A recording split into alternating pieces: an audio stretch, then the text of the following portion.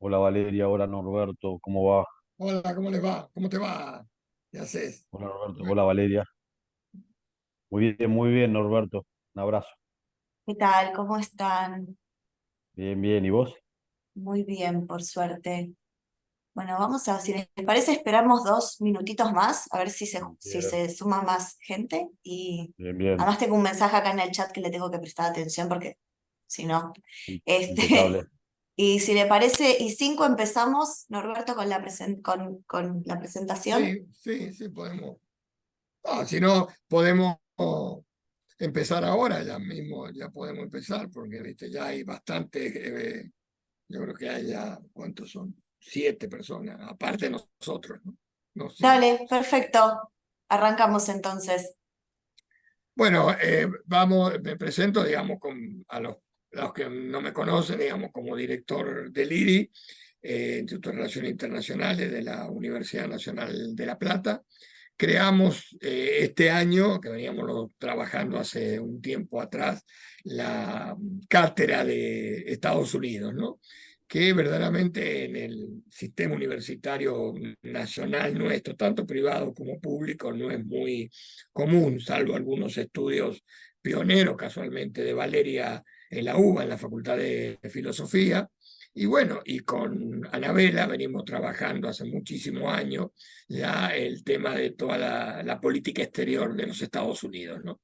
Y bueno, como el IRI tiene cátedra de China, tiene cátedra de Rusia, tiene cátedra de Corea, de Japón, del sudeste asiático y de la India, creo que era importantísimo tener la presencia, digamos, de Estados Unidos.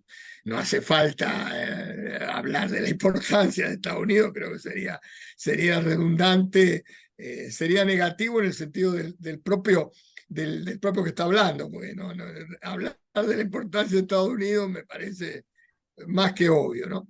Pero bueno, pero eso hay que darle organización y bueno, y en esos se ha trabajado hace muchos años, en este caso con Anabela, que hace muchos años que en la maestría hasta en este preciso momento, casualmente está dando el seminario sobre la política exterior de los Estados Unidos.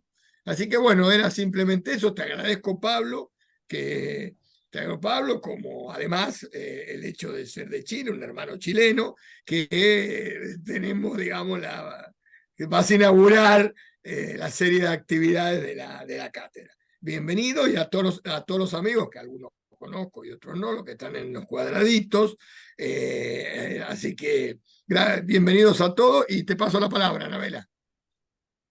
Gracias, Norberto. Buenas tardes a todos y todas. Yo simplemente quiero felicitar a Norberto y a Valeria por esta primera actividad pública. Ya hicieron su presentación de la Cátedra de Estados Unidos y obviamente agradecerle a Pablo Rubio su predisposición a sumarse a esta actividad desde Chile y a contarnos algo sobre su libro Por los ojos del águila. Digo que el título es fascinante, ya me compró, así que voy a comprar el libro, eso te lo adelanto. Eh, bueno, y aprovecho también para subrayar algo que decía Norberto, que es interesante estudiar la problemática de los Estados Unidos, tomando en cuenta distintas perspectivas desde América Latina, y como subraya Valeria en una presentación que hizo de la cátedra para la publicación del anuario que va a salir en breve, también la importancia de entender que desde hace muchos años, ya en el campo de las relaciones internacionales, está claro que no es posible entender una política pública como la política exterior sin un conocimiento exhaustivo de los escenarios domésticos de los países que uno estudia, y en este caso Estados Unidos. Así que bueno, bienvenida a la actividad y gracias a Norberto, a Vale y obviamente a Pablo por su presentación. Bueno, muchas gracias a todos, bienvenidos también, gracias Norberto y Anabela, y por supuesto bienvenido Pablo. Eh, bueno, además de agradecerles a todos la presencia en este foro en el día de hoy y darle un especial agradecimiento a Pablo Apiolaza, porque además de venir a hablarnos su libro, que es un libro no solamente interesante, sino un libro súper importante. Es además una de nuestras primeras actividades oficiales en el marco de la Cátedra Libre, así que le agradecemos la confianza para poder participar en este foro. Bueno, Pablo tiene una muy vasta trayectoria, les voy a contar un poquito de sus antecedentes, aunque creo que me voy a quedar corta. Él actualmente es investigador de la Biblioteca del Congreso Nacional de Chile, es doctor en Historia Contemporánea de la Universidad Autónoma de Madrid y de la Pontificia Universidad Católica de Chile, además de haber hecho una maestría en Historia de América y de ser profesor de la Universidad de Santiago de Chile. Él hizo su postdoctorado en Historia en la Universidad de Georgetown. Se especializó en Historia de América Latina y Chile del siglo XX y además tiene muchísimos libros, además del libro del que nos va a hablar el día de hoy, que es Por los ojos del águila, la transición democrática chilena vista desde el gobierno de los Estados Unidos entre 1981 y 1994. Es autor de Los civiles de Pinochet, la derecha en el régimen militar chileno, y América Latina y tiempo presente, historia y documentos. Así que bueno, Pablo, te agradecemos mucho por estar acá, estamos muy entusiasmados con tu presentación y les cuento que después va a haber un espacio para preguntas, respuestas, comentarios. Así que bueno, si quieren esperar al final de la presentación para hacer sus preguntas, son bienvenidos y también pueden dejarlas en el chat para compartirlas luego, los que no tengan el micrófono abierto. Así que bueno, con el agradecimiento, Pablo, te cedo la palabra.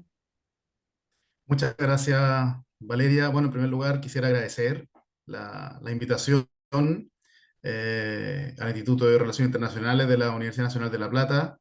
En primer lugar, saludar a Norberto, a Anabela también, a Sebastián, por el apoyo en este evento y particularmente a Valeria, que fue la gestora, organizadora, creadora, ideóloga de esta instancia. Así que muy agradecido de ella también. Y la verdad es que agradecido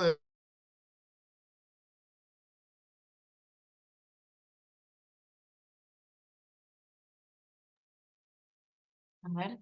de la invitación en general, Ay. porque falta reflexión sobre Chile, por lo menos. Realmente hay pocas instancias donde podemos hablar de esto, del impacto de Estados Unidos en todo nivel, no solo diplomático y político, como lo vamos a ver hoy día, sino que cultural, social. La formación, por lo menos yo estudié mi pregrado y la maestría aquí en Historia en Chile, es una perspectiva demasiado europeísta. Entonces, yo también discuto con mis estudiantes, sabemos mucho más la historia de la Revolución Francesa que de la Guerra Civil de Estados Unidos.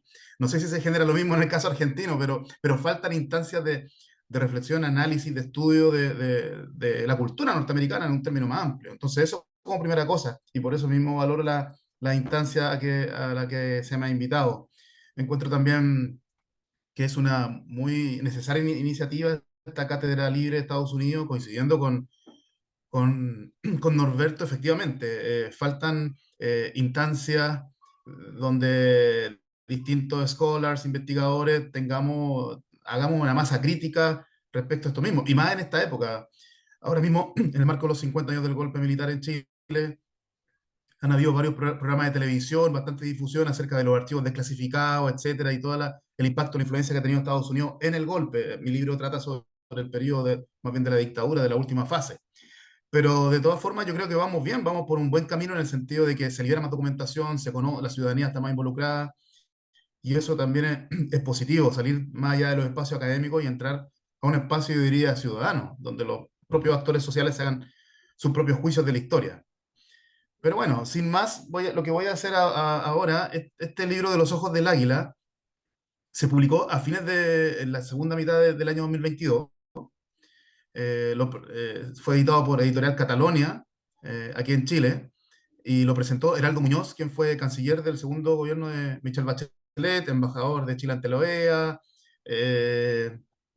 subsecretario también de Relaciones Exteriores y con un vasto currículum diplomático y también politólogo, Heraldo Muñoz. Y también Isabel Torres, profesora de la Universidad de Chile, historiadora. Y la verdad es que el libro aborda una etapa. Voy a compartir pantalla primero. Dice que estoy deshabilitado, que no estoy habilitado para compartir, Valeria, la pantalla. A ver. No sé si está Emiliano por ahí, te podrá dar derechos de host y si no, vemos si me lo puedes pasar por mail y yo te lo te comparto la presentación. A ver, dame solo un segundo.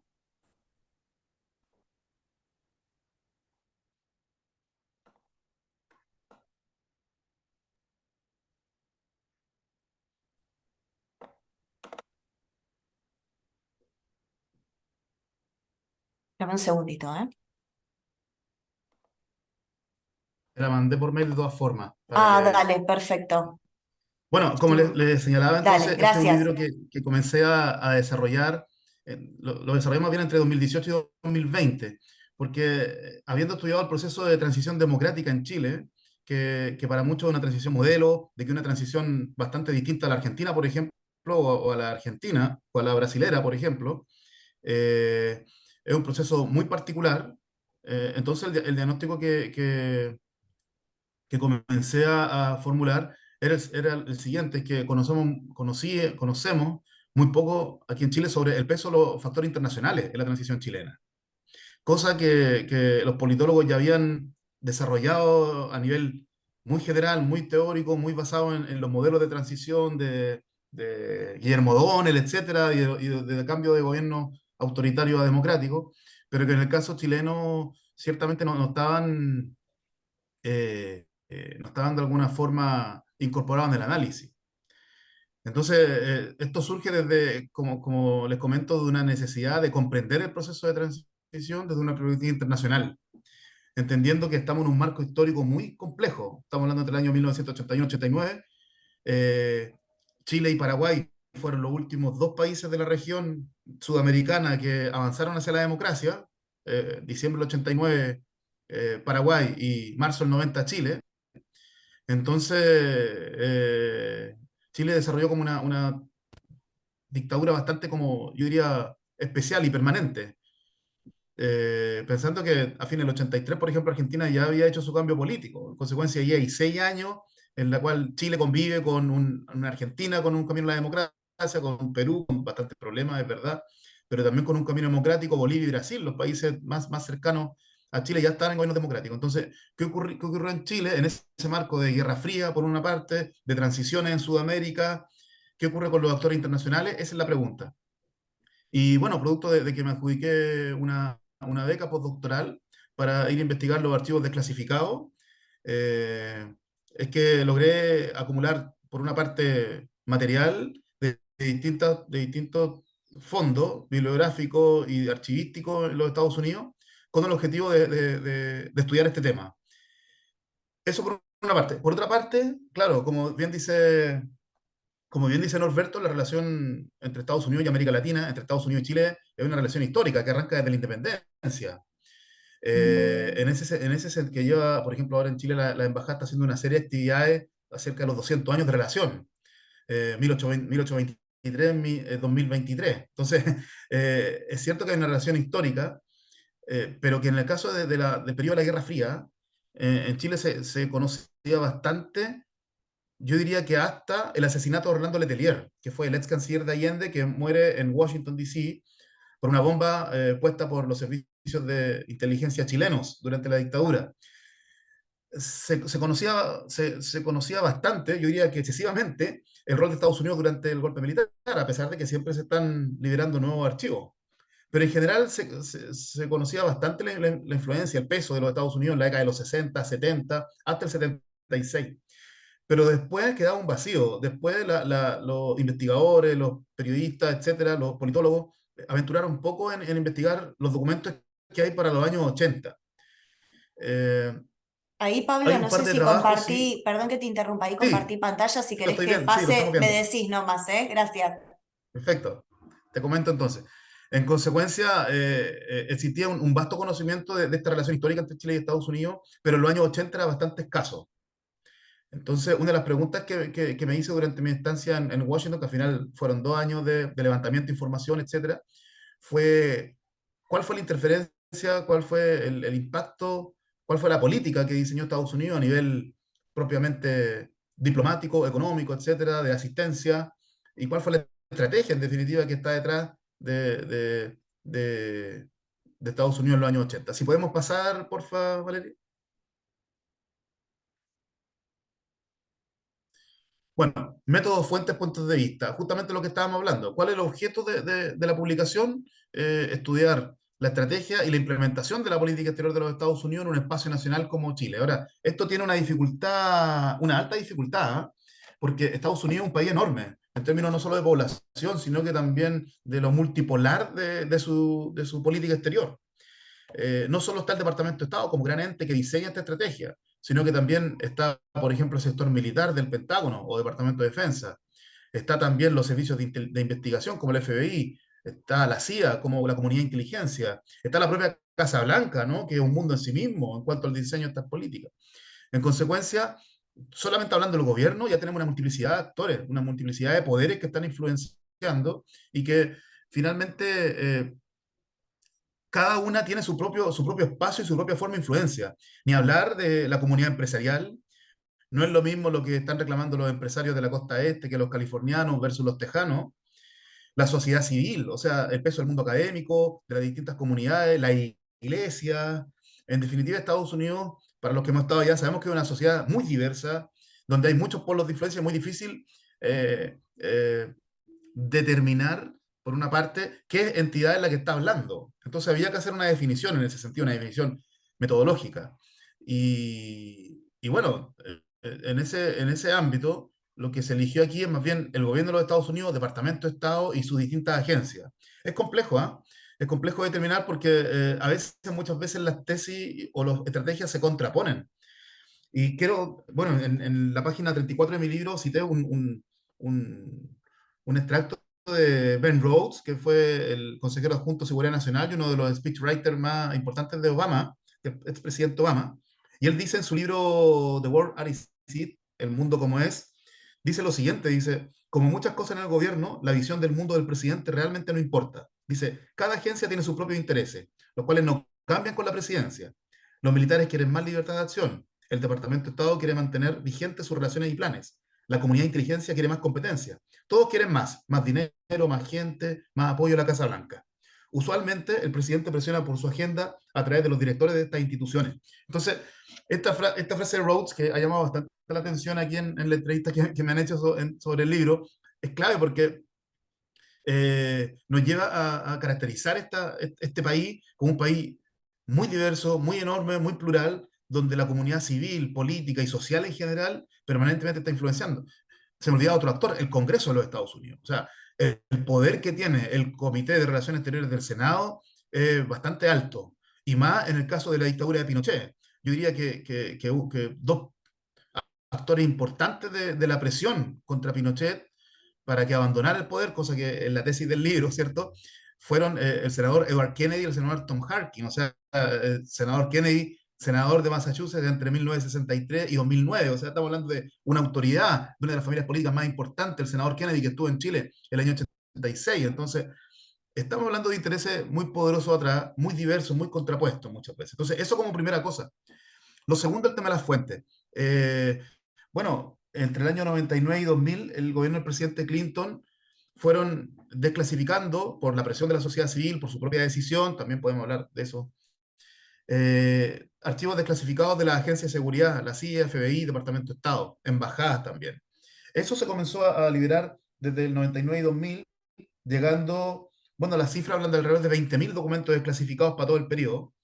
Después, paralelamente, la Universidad George Washington se hizo cargo con el proyecto de documentación Chile para organizar estos archivos, etcétera, y digitalizar. Se digitalizó una parte y para este libro se usaron alrededor de 1.000, 2.000, una revisión, claro, porque es un trabajo académico con un tiempo específico, entonces se necesita una cierta selección, ¿cierto?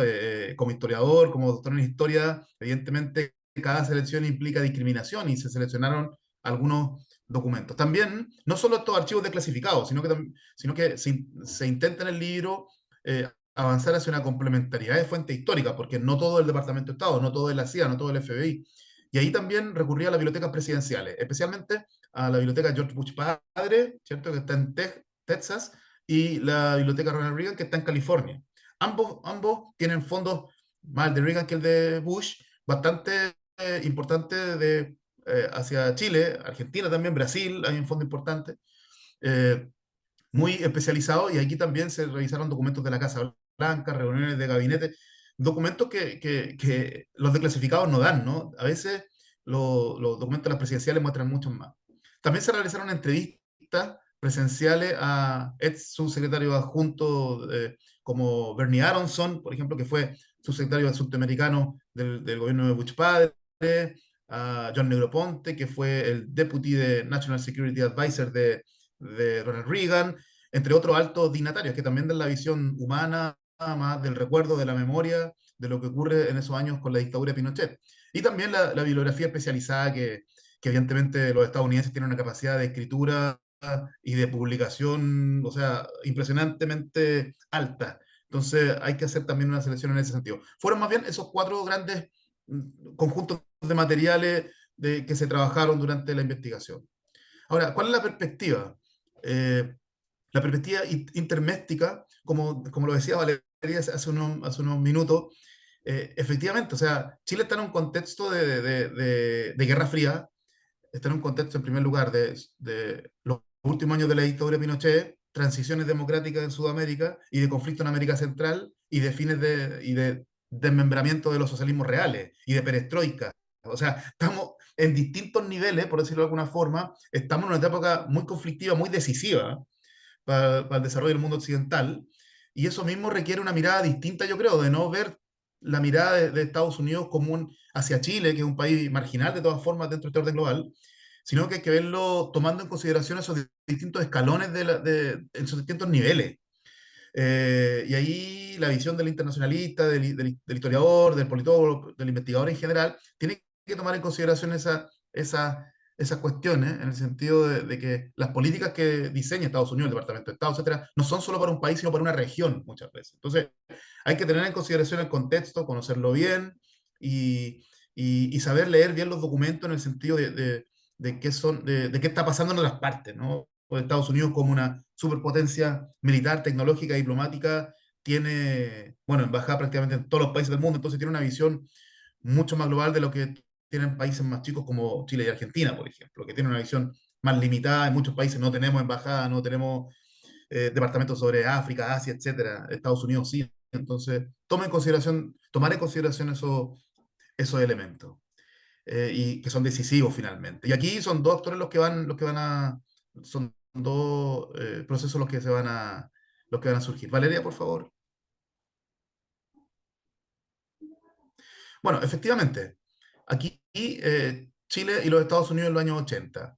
El libro abarca desde la presidencia de Ronald Reagan de enero del 81 hasta enero del 94, el presidente Bush padre.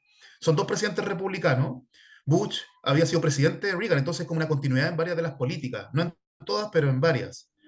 Entonces yo lo consideré como un solo periodo, sobre todo porque si trataba solo Reagan, me quedaba como afuera el fin de la dictadura en Chile, que era en el fondo parte central del análisis, o sea, de cómo se posicionaban los Estados Unidos en los albores de la transición democrática, que también me interesaba analizar y examinar.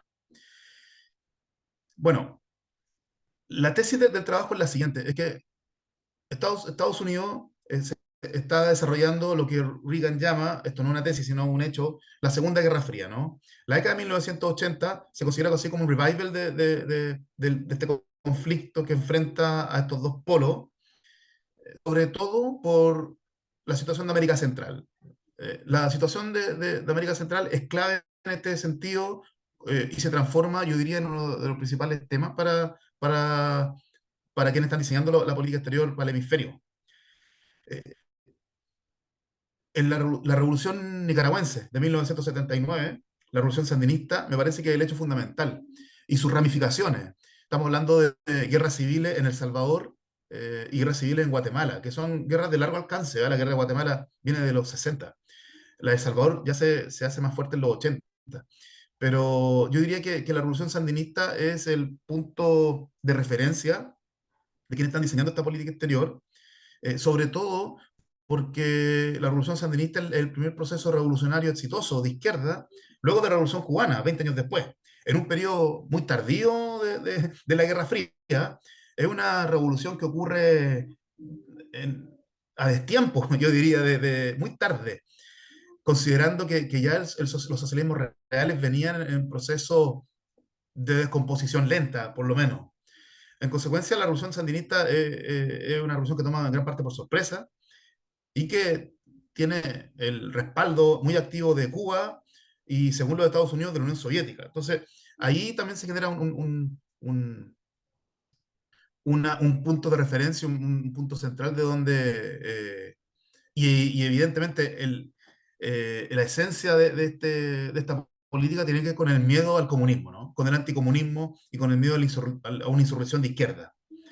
Y el modelo revolucionario nicaragüense es prácticamente el mismo de la revolución iraní de esos mismos años, ¿cierto? Que hay un gobierno autoritario respaldado por los Estados Unidos que se queda aislado y que es derrocado por una dictadura, por una movilización de izquierdas, popular de izquierda. Entonces, el modelo iraní que derrocó al gobierno del Shah y que instala una teocracia, el mismo modelo de Nicaragua, ¿cierto? En el fondo, una dictadura de los Somoza que viene de los años 30, derrocada por un movimiento de izquierda marxista como los sandinistas, a pesar de que los que llegan al poder en 79 en Nicaragua es un grupo mucho más amplio, ¿no? Pero de todas formas liderados por el sandinismo.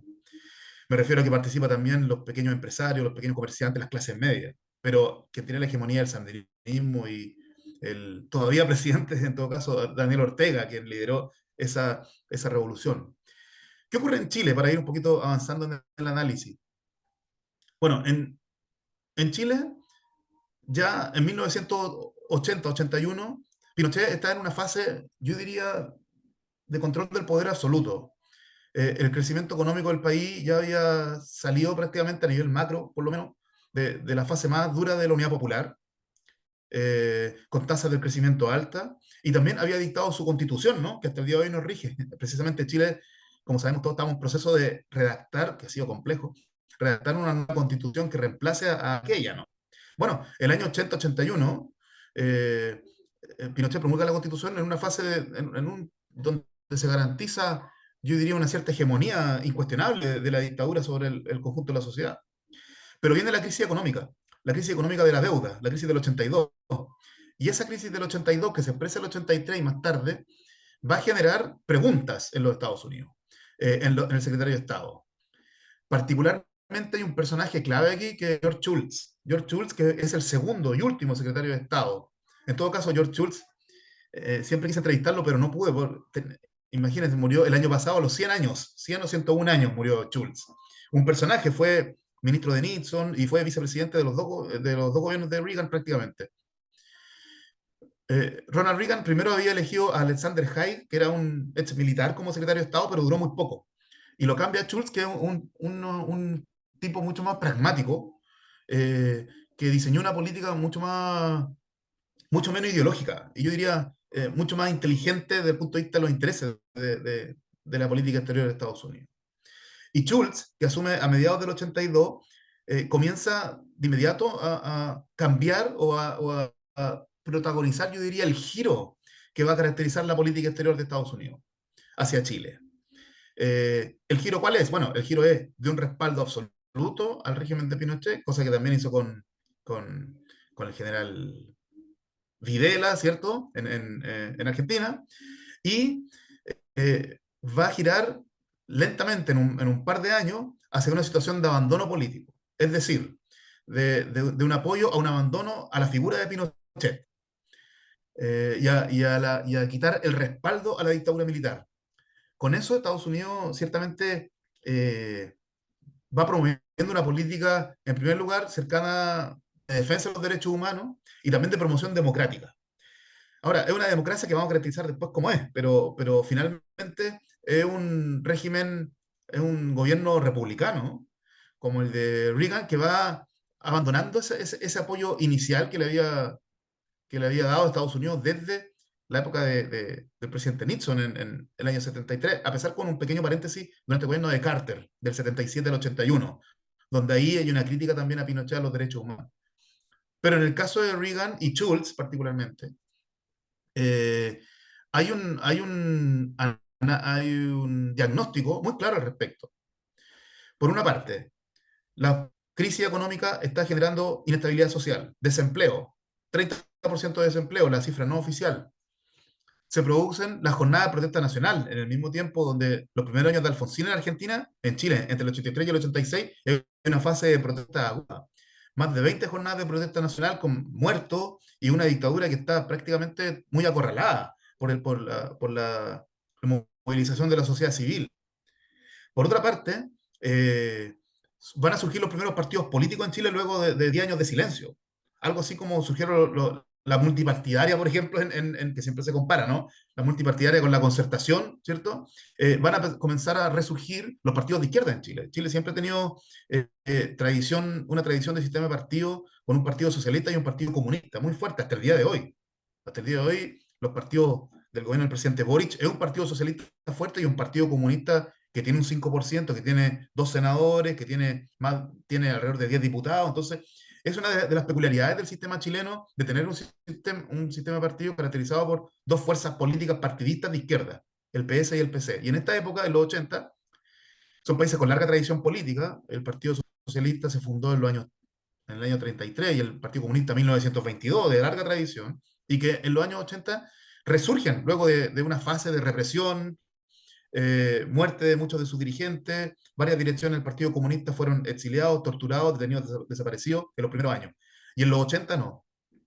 A eso hay que sumar el surgimiento de una izquierda radical, de una izquierda armada. Particularmente desde el punto de vista del Partido Comunista, surge un par de movimientos que yo no les catalogaría de guerrilla urbana, pero sí de movimientos armados, que hacen acciones bastante espectaculares contra la dictadura. Me refiero, por ejemplo, al Frente Patriótico Manuel Rodríguez, que fue creado por el Partido Comunista. Entonces, y que incluso realizaron un intento de magnicidio, un intento de asesinato a Augusto Pinochet en el año 86. Bueno, todo estos acontecimientos, movilizaciones, protestas sociales, surgimiento de una izquierda radical, crisis económica. ¿Por qué crisis económica? Esto es súper importante también. Porque una de las preocupaciones de Estados Unidos fue precisamente el modelo económico chileno, que es una de las peculiaridades de esta dictadura, ¿no? Que al revés de las revoluciones, entre comillas, neoliberales o de mercado que ocurrieron en la Argentina en los 90, Brasil con Cardoso, o Argentina Menem, o Fujimori en Perú, en Chile esa revolución neoliberal económica se generó en dictadura. Por ejemplo, la privatización de la educación, del sistema de salud, del sistema previsional, que aquí en Chile tenemos un debate hoy en día sobre el sistema previsional de pensiones heredado del régimen militar.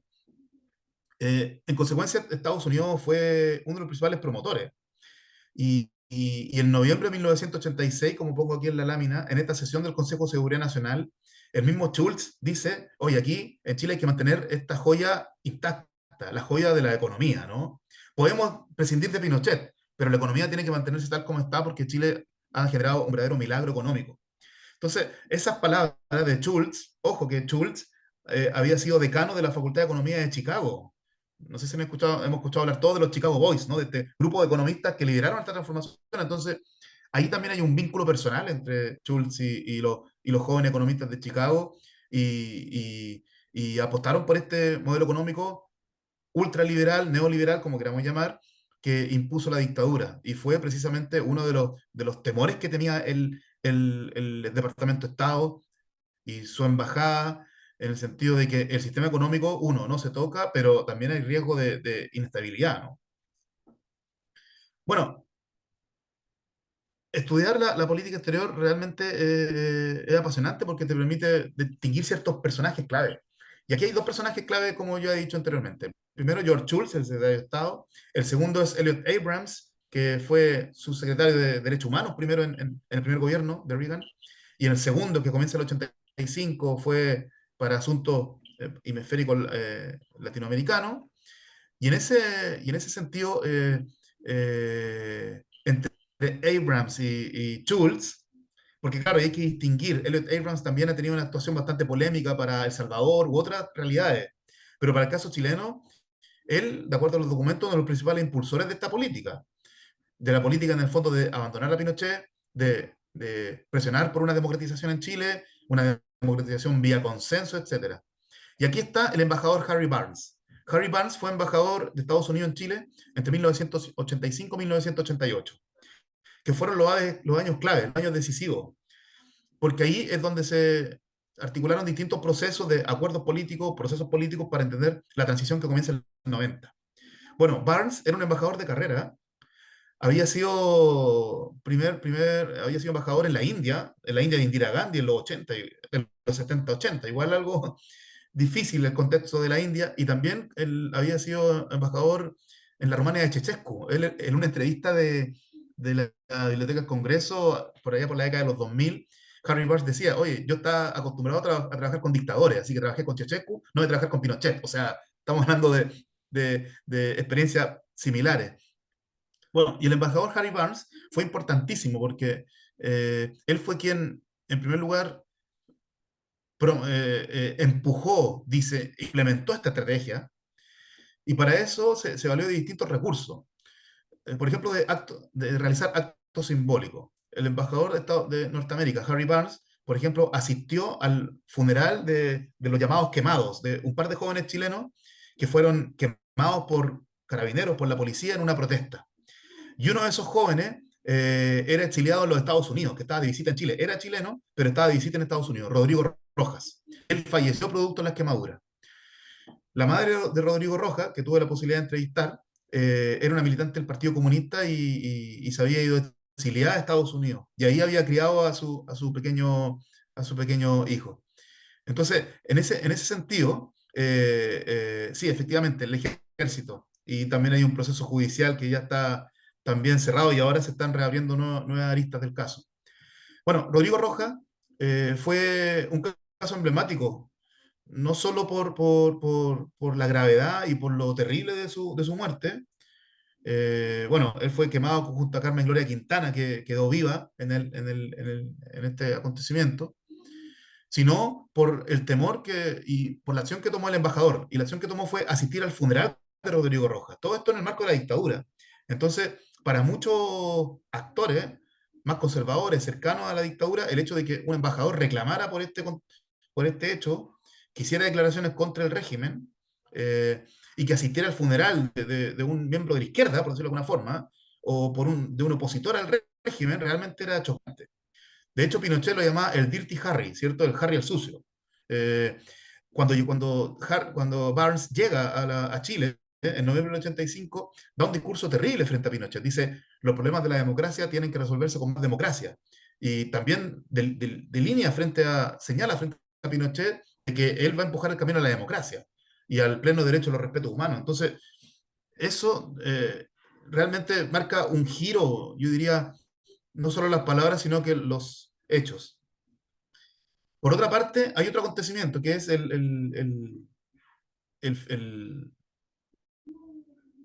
año 86, el descubrimiento de un arsenal de armas de parte del Frente Patriótico de Manuel Rodríguez, que lo descubren los servicios de seguridad del régimen. Y por otra parte, el atentado frustrado al general Pinochet. Bueno, todos estos acontecimientos generaron alarma en la CIA, en el FBI y también en el Departamento de Estado, en la embajada, en el sentido de que en Chile podía haber el riesgo de que el proceso se descarrilara y de que Pinochet podía ser derrocado. Existía un temor en ese sentido de un desborde del régimen.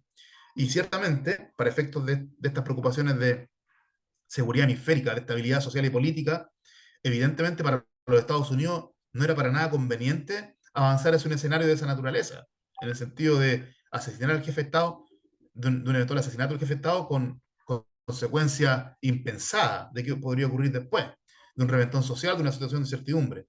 Entonces, con todo estos acontecimientos, Valeria, si podemos avanzar, con todo este acontecimiento, Estados Unidos y el establishment, no solo del Departamento de Estado, sino que también el Congreso. El Congreso de los Estados Unidos comenzaron a sancionar a Chile, bueno, las sanciones de las Naciones Unidas, que fueron constantes durante el gobierno de Reagan, particularmente durante el segundo gobierno, también para conseguir créditos del Banco Mundial, toda la asistencia de los organismos multilaterales fue cuestionada para Chile por la violación de los derechos humanos y por la existencia de la dictadura. El Congreso de Estados Unidos también ya había en los 70 había hecho la enmienda Kennedy, de estos dos senadores que yo les digo, la enmienda Harkin y Kennedy, que impide a Estados Unidos vender armas a Chile. Entonces, hay toda una historia de sanciones también del Poder Legislativo hacia el país, promovida por senadores demócratas, pero no solo por senadores demócratas, sino también gran parte de los republicanos. De hecho, hay una carta del año 88 firmada por John McCain, ¿no? Como agradeciendo reconociéndole al embajador por su acción, al embajador Barnes. Entonces, aquí, como dicen los estadounidenses, es bipartisan, ¿cierto? Bipartidista este respaldo hacia una democratización. Ahora, claro, mientras tanto, ¿cómo se vio la influencia de Estados Unidos también? Bueno, a través de los contactos con altos dirigentes de la oposición moderada en Chile. En Chile, claro, existía un mundo muy a la izquierda, que está liderado por el Partido Comunista, una parte del Partido Socialista, pero también un mundo muy socialdemócrata, demócrata cristiano. En Chile, no hoy día, pero históricamente el Partido Demócrata Cristiano es un partido muy poderoso. De hecho, los dos primeros presidentes de la Concertación fueron demócratas cristianos. Y en ese sentido, los contactos de la embajada con dirigentes, líderes. Voy a poner un ejemplo: Ricardo Lagos, expresidente de Chile. Ricardo Lagos había hecho su doctorado en Estados Unidos, profesor en Estados Unidos, había vivido en Estados Unidos. Entonces, los contactos, por ejemplo, de Lagos con la embajada, los contactos del propio Gabriel Valdés, que fue un líder de la democracia cristiana, también presidente del Senado, el primer presidente del Senado de la transición. Entonces, a nivel de contactos, de conversaciones entre la embajada y líderes específicos de la centroizquierda, también Estados Unidos fue haciendo influencia y fue también promocionando su política y también generando un respaldo en ese entonces llamada Alianza Democrática. En 1988 se cambia el nombre a la Concertación. Y así entonces Estados Unidos fue delineando una estrategia que consistía, como ya he dicho, en una democratización sin Pinochet, una democratización sin el Partido Comunista. En ese sentido, fue claro el llamado a Estados Unidos a que la democracia en Chile se hiciera sin el Partido Comunista, de que el Partido Comunista no participara en esta grande alianza de centro-izquierda. ¿Y por qué? Porque, claro, el Partido Comunista, podemos hablarlo después también, asumió una postura mucho más extrema en los años 80, de todas las formas de lucha, y se vinculó bastante con Cuba y con la revolución nicaragüense sandinista. De hecho, muchos jefes militares del Frente Patriótico, que eran militantes del Partido Comunista, se habían formado militarmente en El Salvador y Nicaragua en los 70-80. Entonces, el Partido Comunista había asumido un giro a la izquierda dentro de la izquierda chilena. También por el vínculo histórico del Partido Comunista chileno con la Unión Soviética, a Estados Unidos evidentemente no era parte de su política incorporar al PC dentro de la alianza ni el diseño, ¿no? ¿Qué ocurrió? Bueno, posteriormente viene el plebiscito, que esto yo creo, Valeria, merece otra charla, porque la influencia de Estados Unidos en el plebiscito de 1988 ya requiere otro análisis, pero el plebiscito fue uno de los puntos más relevantes de la influencia estadounidense, en el sentido de que los Estados Unidos pusieron desde apoyo económico, diplomático en el ámbito que, por ejemplo, se contaba mucho con el embajador argentino, el embajador británico, el embajador francés, italiano. Hay bastantes documentos que indican el respaldo de la embajada sudamericana, excepto Paraguay, al plebiscito en Chile, el del mundo europeo. Hay mucho también apoyo económico de la National Endowment for Democracy, en el caso de Reagan, del gobierno norteamericano, a través de distintas agencias. Es un apoyo multifacético. Entonces, claro, el plebiscito, si bien es cierto, fue un proceso chileno.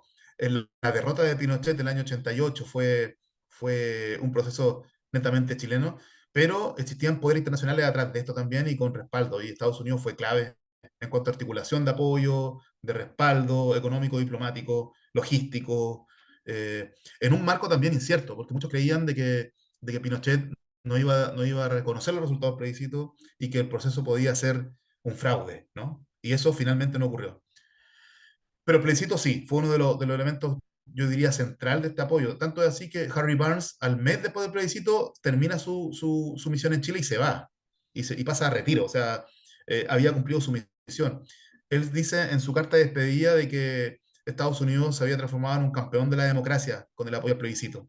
Entonces, estamos hablando aquí de que el plebiscito sí, fue un hito fundamental de esta influencia de Estados Unidos.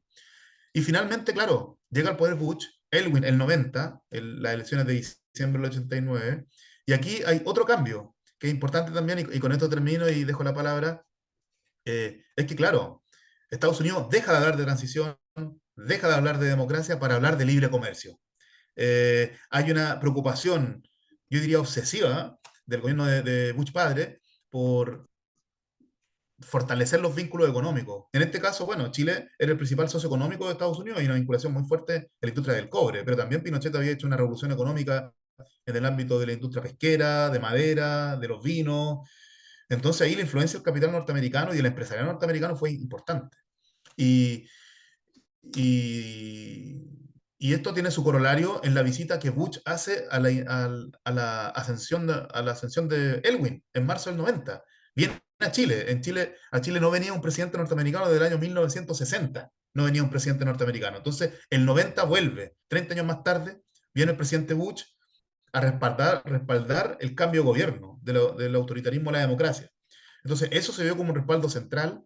Y también, si uno revisa los papeles de esos 4 años, evidentemente hay preocupaciones de Estados Unidos, como el caso Letelier, como los grupos de extrema derecha vinculados al ejército que siguen activos, también de la extrema izquierda, porque también estos grupos como el Frente Patriótico Manuel Rodríguez siguen actuando, por lo menos hasta mediados de los 90 en Chile, en democracia, ¿ya?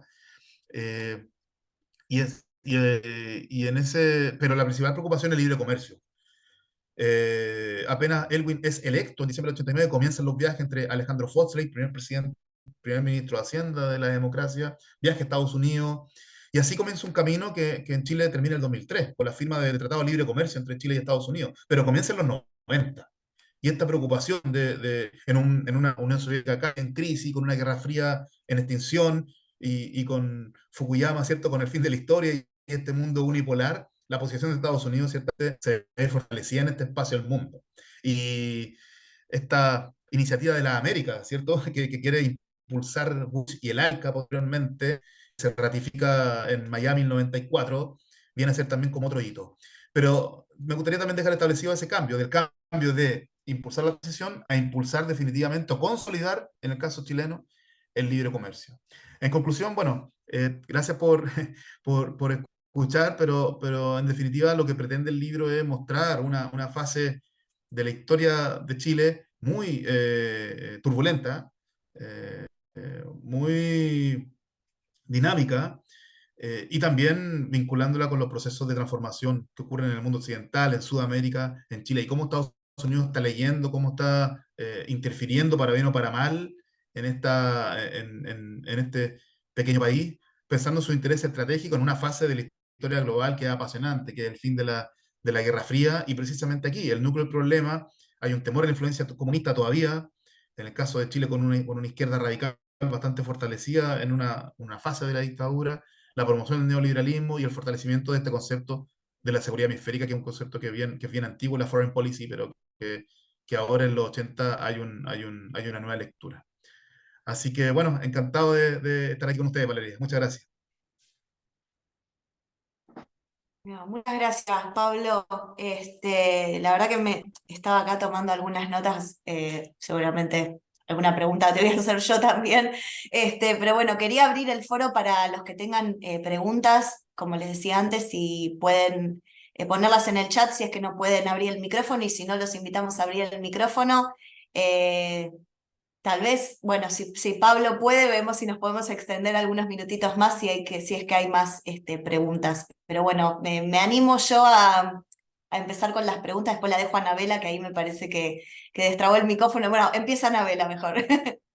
No, no, dale, vale, dale. Voy yo No, después. bueno, es una pregunta versus comentario. Una de las cosas que a mí me quedó también del libro es todo este tema de la relación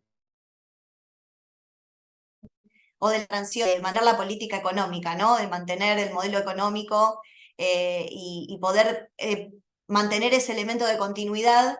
Y una cosa que siempre debatimos en la cátedra de Estados Unidos de la que yo vengo es el tema de qué hablamos cuando hablamos de democracia en el sentido de Estados Unidos, ¿no? Realmente de qué estamos hablando. Entonces me gustaría tener tu opinión al respecto de las diferencias en la terminología y en el caso de los Estados Unidos en este periodo, de qué hablan cuando hablan de democracia. Si puedes expandir un poquitito en eso, porque igual lo mencionaste, pero me gustaría escuchar un poco más al respecto. Sí, gracias, Valeria. Un tema importantísimo, porque efectivamente Estados Unidos muy pocas veces se refiere a la democracia, pero sí habla, por ejemplo, de extensión de libertades. extensión de libertades. Por ejemplo, libertades políticas, libertad de elegir y ser elegido, libertad de prensa, libertad de freedom of speech, libertad de expresión, y tiene una concepción ciertamente de una democracia política, de libertades civiles, en el entendido de que los Estados Unidos van entendiendo de que esto es una visión muy determinista, pero puede ser también parte del análisis, es que la economía de mercado que se está promoviendo, esta economía ultraliberal, funciona mejor en democracia que en autoritarismo. O sea, ¿por qué? Porque efectivamente la democracia es la que provee los mecanismos institucionales para tener una determinada sociedad pacífica, para una determinada participación y una determinada contención de la sociedad y cohesión de la sociedad. Pero sí, efectivamente hay una visión de la democracia en algunos documentos muy restrictiva. De hecho, uno de los documentos que yo cito hablan de toda esta lista que estoy señalando, de libertad de prensa, libertad de elegir, y ahí las nombran una a una. Y entonces, claro, una visión muy procedimental, muy de mecanismo democrático, eh, eh, pero efectivamente nunca tienen un discurso de justicia social, por ejemplo, otros conceptos más del mundo, yo diría, progresista o de centro, sino que es una división muy instrumental, muy pragmática, yo diría también, y muy que tiene relación con los mecanismos del régimen democrático. Y lo otro es que hay un discurso muy en favor, discurso, por lo menos en el caso de Chile, muy en favor de los derechos humanos, y los Estados Unidos también comprenden que los derechos humanos se resguardan mucho mejor en un sistema democrático que en una dictadura, y eso, estos lo entienden, pero muy tempranamente, el año 83, ya cuando en Chile están cayendo 10 personas todos los meses, 20 personas muertas en cada protesta. Entonces, los Estados Unidos ahí, yo diría, promoviendo esta tesis de que la democracia es el sistema que mejor se resguarda los derechos humanos. Y esa es otra idea clave, ¿eh? Porque claro, si bien es cierto, hay una política de promoción de la democracia, pero también de los derechos humanos que estaba fuerte en su discurso, por lo menos en los documentos oficiales, lo que también se puede ver por estos actos políticos que hace el embajador. Pero sí, efectivamente, el tema de la democracia es importantísimo. Ahora, y una democracia también basada en consenso, ¿ah?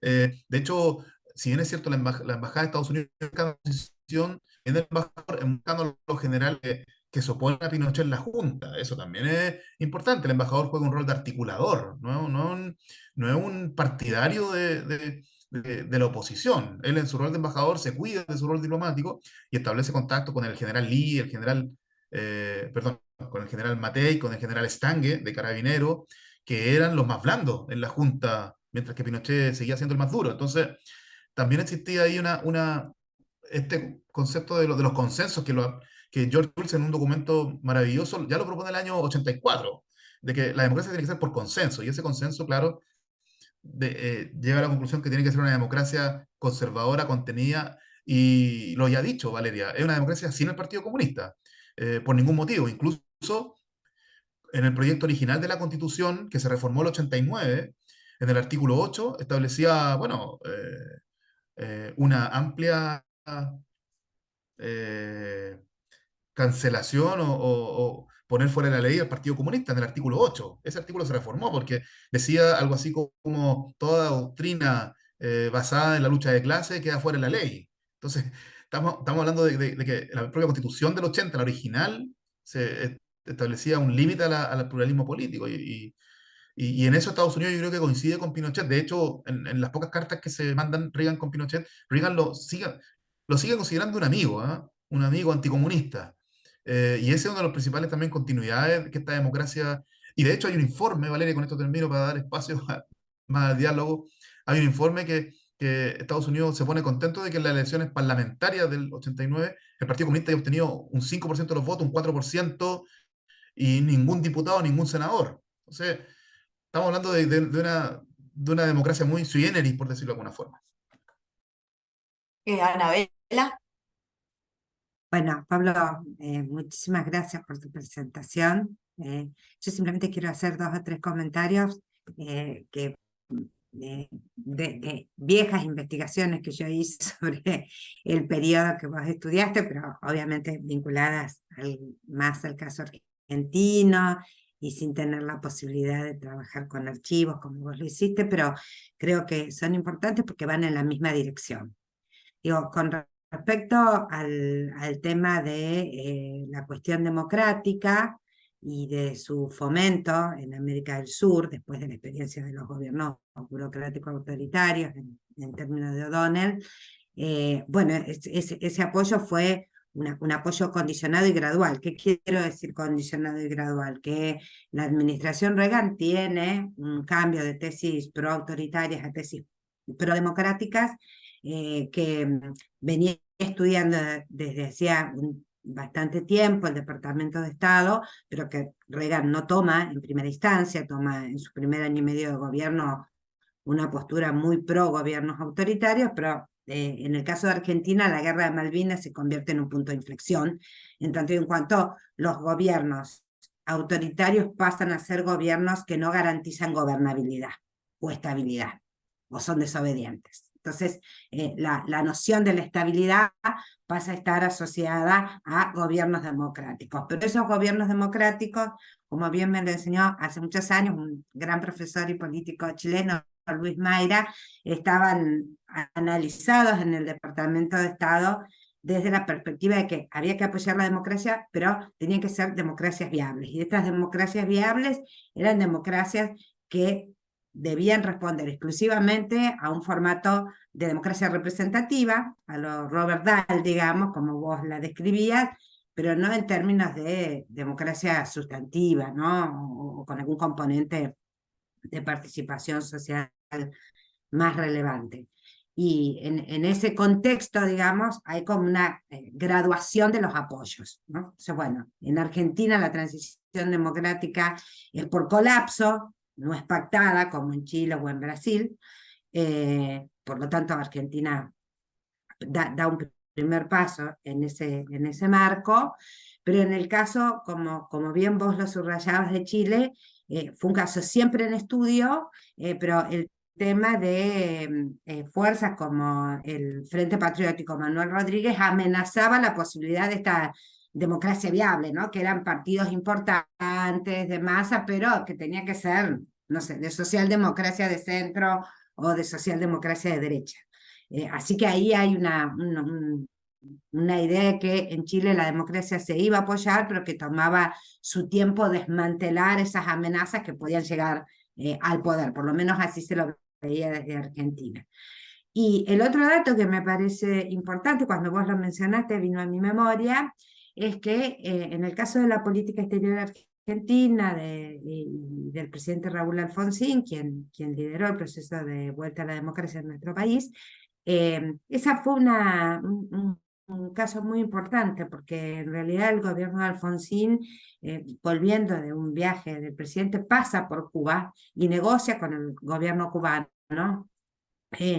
Acotar un poco el apoyo al Frente Manuel Rodríguez, porque la Argentina estaba rodeada todavía de gobiernos autoritarios, digamos, y para que la posibilidad de la estabilidad y de la expansión de la experiencia democrática se pudiese mantener en la región, esto debía ir creciendo de una manera no riesgosa, ¿no? Y si se producía demasiado descalabro en Chile, la posibilidad era una contrarreacción de la extrema derecha y una consolidación de ese modelo en contra de otras posibilidades de redemocratización que vendrían por Brasil y por Uruguay en ese momento y mucho más tardíamente en Chile. Pero bueno, me parece un aporte muy, muy significativo el que haces y me tranquiliza que, bueno, lo que he enseñado durante muchos años está confirmado del lado chileno también y con un análisis de documentos mucho más profundo que el que yo pude hacer.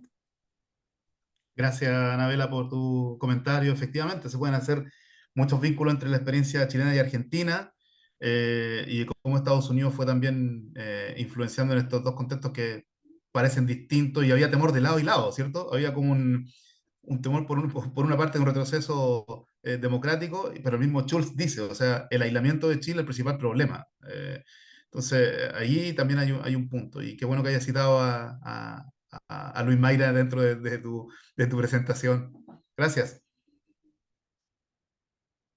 Muchas gracias, Anabela. Pablo, no sé si alguien más desea hacer alguna pregunta o comentario. Creo que tenemos tiempo para una más.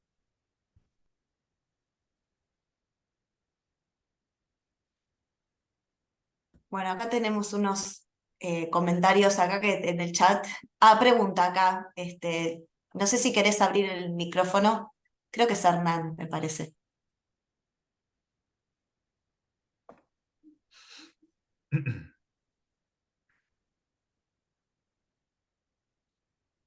Acá, bueno, te leo la pregunta. Dice, ¿Chile paga por Codelco en el gobierno de Pinochet?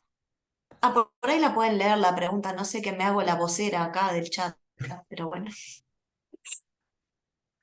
Bueno, efectivamente la historia de la política del cobre es interesante porque lo que hace Allende es nacionalizar toda la gran minería del cobre, si es que entiendo bien la pregunta, y lo que hace Pinochet, claro, es una revolución de mercado, de economía de mercado, ultraliberal, neoliberal, como queramos llamar, de economía libre, como le llaman algunos, pero efectivamente hay un grupo de generales bastante nacionalistas, que evidentemente con la formación militar prusiana propia del ejército chileno es muy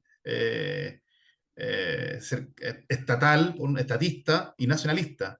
Entonces, efectivamente, uno de los pocos productos básicos de la economía chilena que no se privatizó fue el cobre. Y ahí se crea la Corporación Nacional del Cobre, Codelco, que hasta el día de hoy es la principal empresa fiscal del país.